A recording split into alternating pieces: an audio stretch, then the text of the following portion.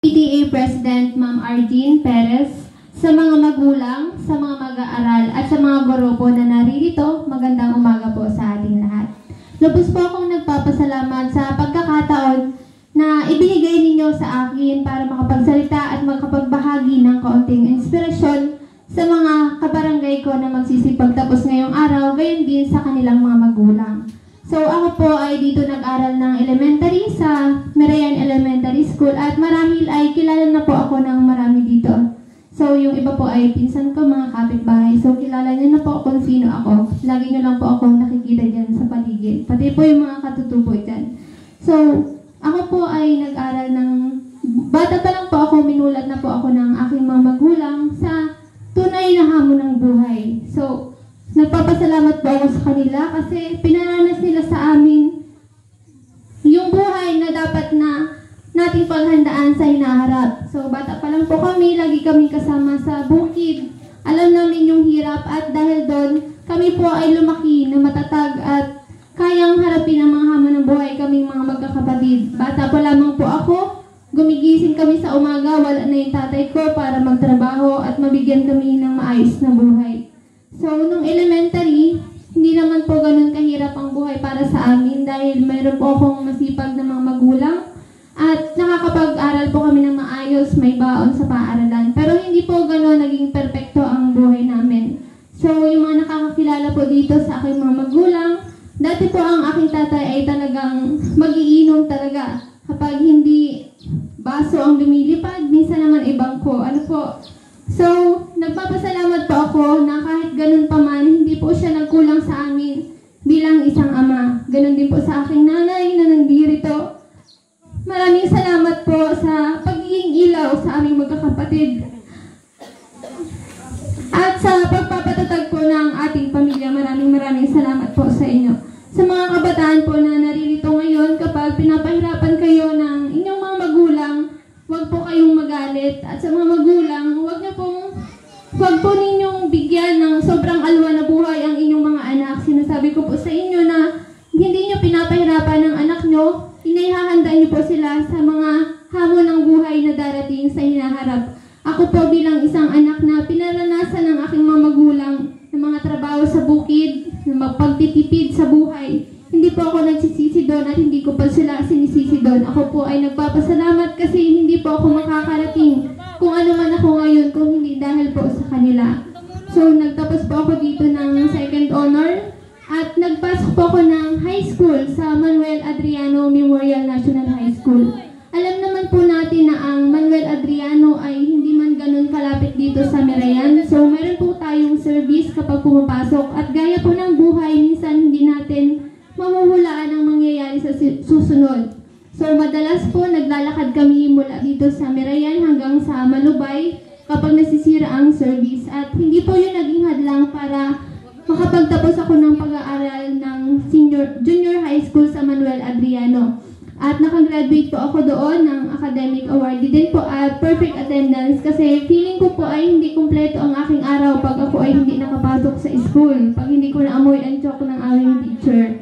So, pagkatapos po sa Manuel Adriano, dun na magsisimula kapag kayo ay nasa high school na, magsisimula na kayo magkaroon ng mga crush, mga pagtingin sa inyong mga kaklase. So, hindi naman po masamang mag-boyfriend sa ating mga magsisipagtapos ngayon at alamin nyo lamang po ang inyong limitasyon. Ako po, pinili kong mag-focus sa pag-aaral nung ako ay nasa high school, hindi dahil wala po akong nagugustong iba or gusto ko lang po na bigyan ng kapayapaan ng isip ng aking mga magulang na ako ay nasa paaralan para mag-aral at hindi sila mag-isip ng kung ano-ano para magkaroon po sila ng parang mas inspirasyon magsumika para kami ay pagtapusin ng pag-aaral. Ano po, nung ako po ay makatapos ng junior high, pumasok po ako ng senior high school sa Innovative College of Science and Technology. Doon na rin po nag-aaral ang aking mga kapatid, kaya minabuti po ng aking mga magulang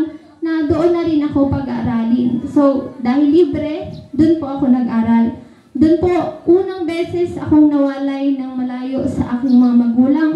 Minsan nakakatuwa, may Kasi naramdaman ko sa unang pagkakataon na maging independent at maging malaya, mabuhay ng ako ang nagdesisyon sa aking buhay. So malungkot po kasi nawalay sa aking magulang, pero lahat po na nangyayari sa ating buhay ay merong mga dahilan, merong mga aral na gustong ipaalam sa atin ng Panginoon. So natuto po akong mag-budget, ikaw ang magluluto ng pagkain mo, maghuhugas. Kapag may sakit ka, ikaw lang din ang mag-aalaga sa sarili mo.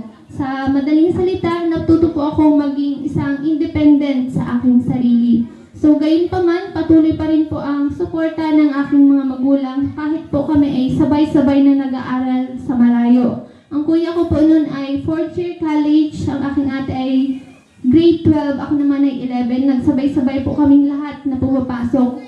At itinaguyod po kami ng aming mga magulang sa patas na paraan para kami ay mapag-aral. So, nung nandun po, ang baon po namin ay 250 sa isang linggo. So, kahit i-divide po sa 7, hindi pa maabot ng 50 pesos sa isang araw yung 250. Ano po, dati naman po ay mura pa ang pamasahe noon mula dito sa Gloria hanggang Bungabong. 20 pesos lang po, kaya nakasubi na lagi doon yung 40 pesos para siguradong makakauwi kapag ikaw ay mauwi. Ano po? So, sa recess po, inamabuti namin nung aking kaibigan si Jonalyn Jimenez. Naging kasabay ko po iyon doon sa Innovative. Naging isang mabuting kaibigan po sa akin. Kami po ay, yung mga kaklase namin, meron silang mga milk tea na dala, merong mga burgers.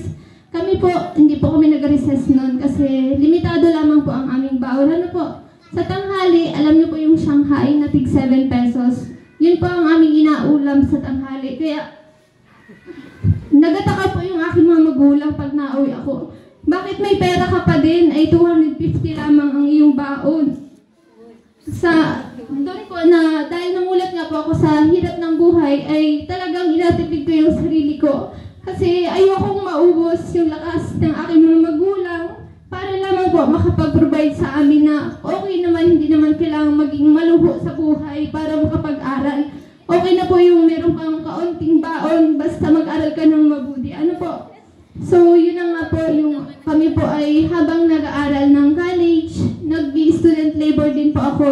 Nagalinis po kami ng bakura ng mga guro namin habang yung mga kaklase po namin ay nag-outing. Nandun po sila naliligo sa iba't ibang resort.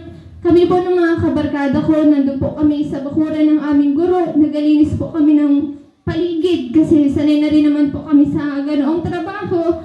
Ay parang ginawa ko na rin yung kasangkapan para mas mapadali po yung aking mga magulang. Hindi sila masyadong magastusan sa akin. Ano po? So yung akin pong 250 na baon, nakakapagtabi po ako doon ng 100 pa. At ang sahod po namin sa student labor namin doon ay 200. So pag uuwi po ako dito sa Gloria, meron pa po akong 300 pesos na naitatabi. Ano po? Dumating po ang pandemic nung college kami. Hinamon po talaga kami ng pagsubok. Ang hirap mag-aral, ang hirap makasabay. Alam naman po natin na dito sa Mirayan ay walang signal. Ano po? Tapos hindi pa uso ang mga piso wifi. Araw-araw po kami gumigising ng maaga para po pumunta dyan sa bundok sa taas. Kasabay po namin sina Rowicel, sina Ate Rowena. Ano po? Nandyan po kaming lahat nakasuksok doon sa mga kugunan. Minsan po ay may nagagapang na pala na ahas sa likod ay hindi pa po namin alam. So sa unang pagkakataon po, dahil po hindi tayo ganun ka-advance dito sa Barangay Mirayan pagdating sa teknolohiya, nakatanggap po ako ng 84 na grade mula sa aking teacher. Kasi minsan po nag-a-announce sila na may exam pala kinabukasan. Hindi ko natingnan kasi anong oras na alas 9 na nag-announce ay nakauwi na po kami din sa baba ay hindi po ako naka-exam ng mga panahon na yun. Ano po? So marahil isipin po nung iba dyan na yun naman ay grade lamang. Bakit anong inakasama ng loob mo doon sa 84 pasado pa naman? So bilang isa pong mag-aaral na parang achiever din ng mga panahon ko, parang masakit po sa akin kasi bilang nag-aaral pa lang ako, yun pa lang po yung kaya kong ibigay sa mga magulang ko, yung grade na mataas. Para po maging masaya sila na yung anak nila ay yung pagod nila na inalaan sa mga anak ay may bunga na nangyayari. Ano? So, yun na nga po sa madaling salita, nakapagtapos po ako ng kolehiyo sa kursong Bachelor of Science in Business Administration dahil sa pagsisikap ng aking mga magulang. Kaya kayong mga kabataan ngayon, kayo ay maging masikap lamang sa pag-aaral dahil hindi hadlang ang hirap ng buhay para tayo ay makapagtapos. Bilang isang individual, nasa atin pong mga kamay ang ating magiging kapalaran sa hinaharap. Hindi po yan nakabase sa laman ng pera sa ating bulsa, nasa pagsisikap po natin lahat yan. Yan po ay kayang-kaya ninyong marating kasi kung nakaya ko po ngayon, kaya nyo rin mangyari sa buhay ninyo sa hinaharap. So, kaya nagpapasalamat po ako kay Ma'am Justine at sa mga teacher na nandito kasi bata pa lang po ako, gusto ko na talagang magsalita sa harapan. Kaso po ay kada graduation ay lagi na lamang pan-second baga, ay pananumpa lamang ang inaabot ng aking speech. Ano po? So matagal ko rin pong pinagandaan at pinangarap na makapagsalita sa harapan ng maraming tao para makapagbigay ng inspirasyon at higit sa lahat po, gusto kong makapagsalita sa harapan ng aking mga magulang at ipakita kung gaano po ako proud na sila yung mga magulang ko. Kaso po ngayong umaga, parang mabigat po sa loob ko na magsalita ngayon dahil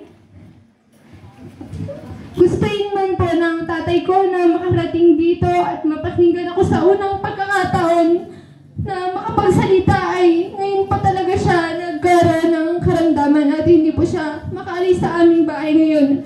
Kaninang umaga gusto niya pong basahin yung speech ko para kahit hindi po siya makapunta dito is malaman niya kung ano yung sabihin ko. Kaso malabo na rin po ang kanyang mga mata. Kaya yun pa ang aking inspirasyon ngayon. Ngayon na pinagtapos niyo po ako ng pag-aaral, hayaan niyo po na pagsumikapan din namin magkakapatid na bigyan kayo ng maayos na buhay. Alam po namin na buong buhay ninyo, binigay na po ninyo para sa amin. Ngayon naman kami po ay hayaan ninyong makabawi.